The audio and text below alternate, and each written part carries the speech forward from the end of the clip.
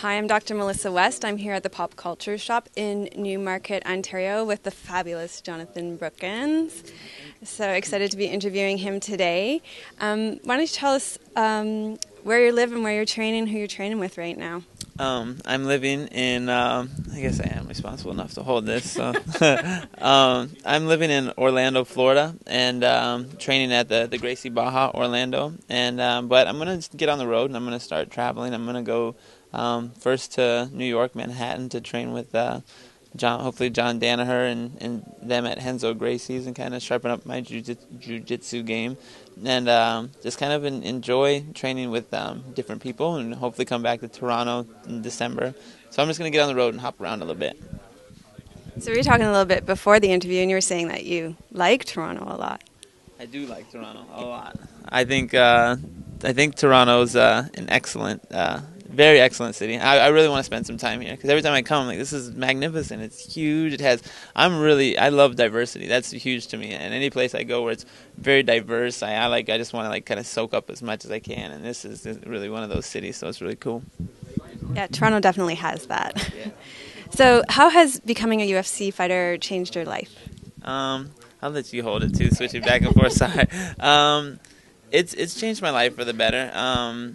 It's definitely allowing me to kind of grow in the ways that I really seek and need to kind of grow and expand internally and externally. Not even just physically, it allows me to kind of work on my physical self and transform and stuff, which is always nice to stay in shape and things. But internally, there's just so many ups and downs, which allows you to kind of face your inner turmoil, your inner struggles, and I couldn't ask for more to grow up, to face challenges, to kind of look at myself in the mirror sometimes and say, I need to be better than who I am, and how do I do this? Because, to be successful in this industry, I need to grow up. So I'm just constantly being faced with that, and I'm thankful for an outlet that makes me do that, makes me look at myself, and makes me rise to the occasion. That's pretty powerful. Okay, I have some names here that I'm going to read off, and I want you to just give me a sentence or two response to them. Okay? Charles Bennett. Awesome guy. He's so cool. He's one of my favorite fighters ever, and also a really good friend, and one of my first kind of mentors in the sport. And a lot of people would say, Charles Bennett is you're a mentor? That's more than two sentences. But Charles Bennett is an excellent guy, despite what you might find or read about him on the internet. He's an excellent person. Josh Koshcheck. Not as cool as Charles Bennett. He's okay. I like him, He just, he just kind of. I shouldn't say that. I mean, he just, he's just. He is Josh Koshcheck, man. He's over there, and other people are other places. So, but he's good, man. Actually, no, excellent fighter. Because his last fight, he was phenomenal, man. So I will say he's a superb athlete. So he's cool. Michael Johnson. I like Michael Johnson a lot. I like Michael a whole lot. I think Michael Johnson's going to have a really good career in the UFC. He's already won more fights in the UFC than I have, so I think, yeah. So, yeah, he's on his way. He's good, man. I like him a lot. He's a hard worker, and we're still friends, so I can't wait to see him again and hang out with him. GSP? GSP's great, legend. I think one of my favorite fighters of all time, and definitely was a gift of a coach. I couldn't have asked for any other coach, maybe besides BJ Penn. I just couldn't have asked for, and with who GSP brought in when I was training with him on the Ultimate Fighter, and then he brought into the house and exposed us to. He's just a phenomenal person. He's really, really incredible. Cody Mackenzie. Cody's good. I like Cody a ton. Cody's a great friend of mine.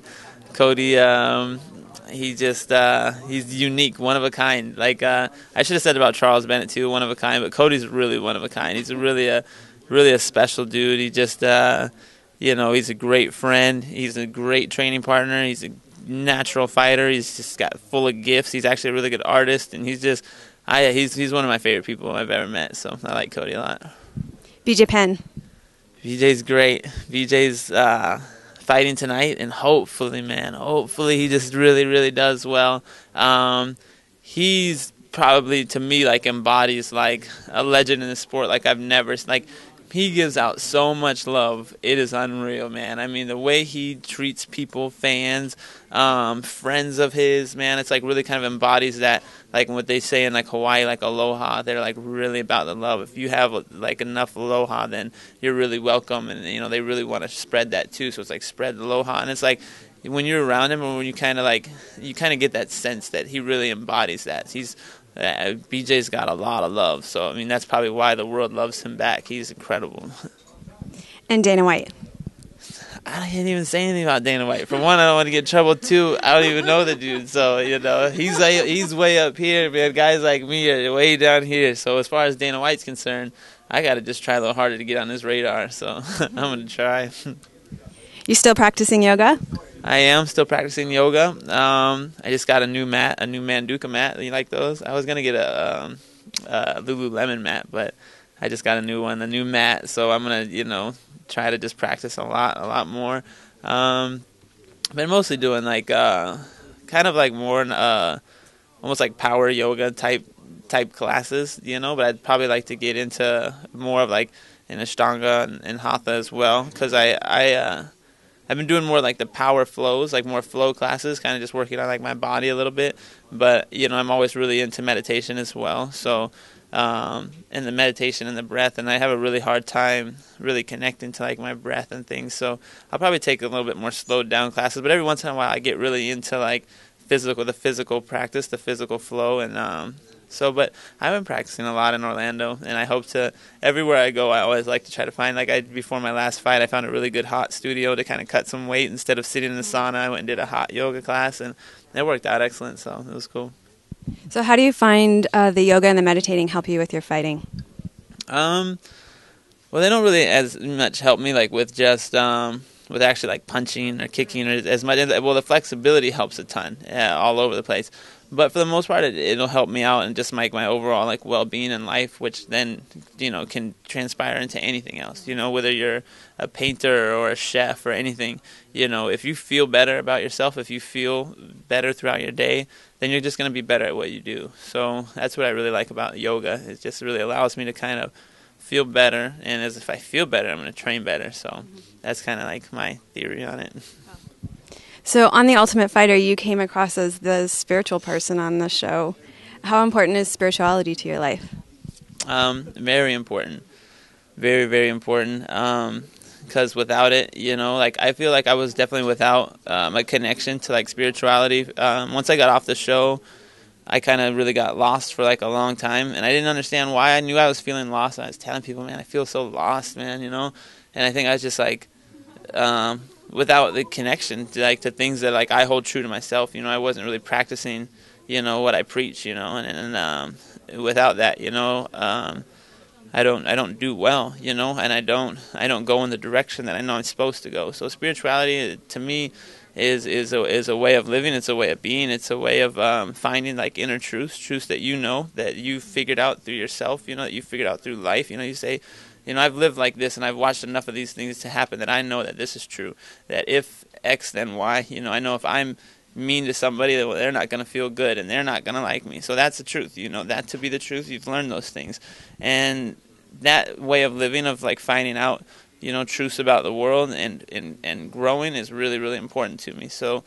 I think I'm on the right track now. So I really can't wait till like my next fight. I think I'm going to do a lot better. So tell me about how you're preparing and training for your next fight. It's a secret. No, it's I'm just gonna train with a lot of people, find a lot of different partners, and really kind of just like enjoy my time rather than being stressed out about this or if I'm doing the right thing or all this. I'm just gonna like just kind of just slow down, take some deep breaths, and just really like enjoy like every day of training and every opportunity I get to train with new people, and just really a big key is just to like enjoy what I'm doing, and that's going to be my difference to this training camp versus my last one. And what do you feel like you learned from your loss against Jose Aldo?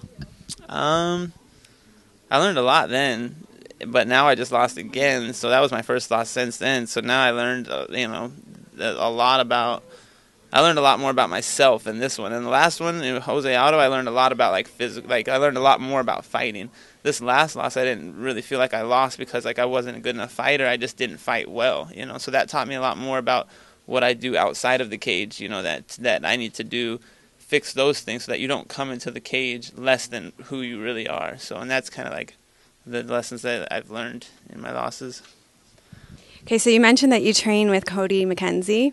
We all want to know what the guillotine's like.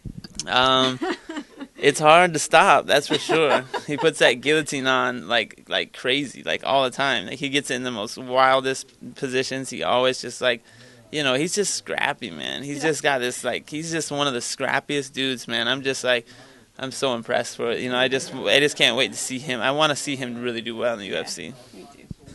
Well, thank you so much, Jonathan, for this interview, and thank you for the Pop Culture Shop in Newmarket, Ontario, for this opportunity. And I think that's it. Thanks, Doc. Thanks.